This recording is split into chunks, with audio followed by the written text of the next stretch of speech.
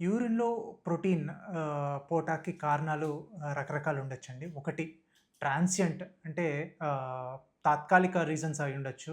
ఇంకోటి chronic reasons అవ్వుండొచ్చు. తాత్కాలికంగా వచ్చేసి మెయిన్‌లీ ఇన్ఫెక్షన్ వలన గానీ, డీహైడ్రేషన్ వలన గానీ, ఇలాంటియి బేసిక్‌గా ఉండొచ్చు. అయితే క్రానిక్ కండిషన్స్ అంటే కిడ్నీ డ్యామేజ్ అవుతున్నట్టు లెక్క. సో, ఎప్పుడు నార్మల్‌గా upper range of normal limit 150 milligram per day దాటితే కనుక ప్రోటీనూరియా అని అంటామండి. ఈ ప్రోటీనూరియాకి కారణాలు రకరకాలు.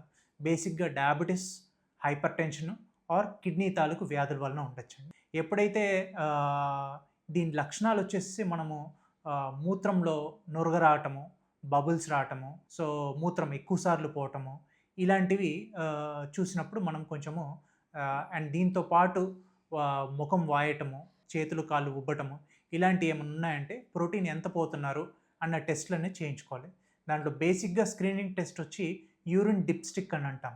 అది కానీ, లేకపోతే urine albumin creatinine ratio, then next 24 hours urine protein అన్నది 24 గంటలు యూరిన్ పట్టి దాంట్లో 24 గంటలు ఎంత ప్రోటీన్ పోయింది అన్నది క్యాలిక్యులేట్ చేస్తాం. దీన్ని బట్టి ఎంత పోతుందని బట్టి ఎలాంటి కండిషను ఫర్దర్‌గా ఎవాల్యుయేషన్ అన్నది ఇంపార్టెంట్ అండి. సో, ఇలాంటి ప్రోటీనూరియా ఉన్నప్పుడు ప్రోటీన్ ఎంత లీక్ అవుతుందని దాన్ని బట్టి మనము ట్రీట్మెంట్ అన్నది తాత్కాలికంగా, లాంగ్ టర్మా, ఈ కిడ్నీ డ్యామేజ్‌కి కారణం బీపీ ఏమైనా ఎక్కువ ఉందా?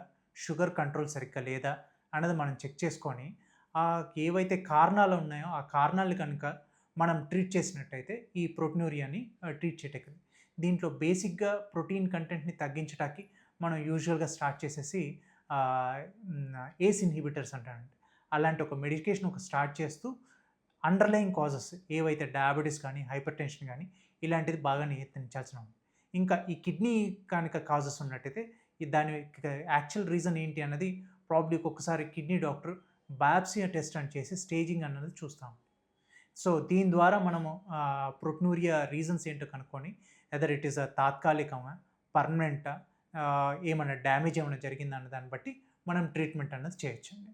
సో, ముఖ్యంగా మనం చూడగలిసింది మూత్రంలో నురగుందా లేదా?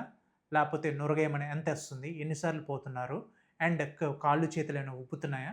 ఇలాంటియన్నీ చూడాల్సిన అవసరం.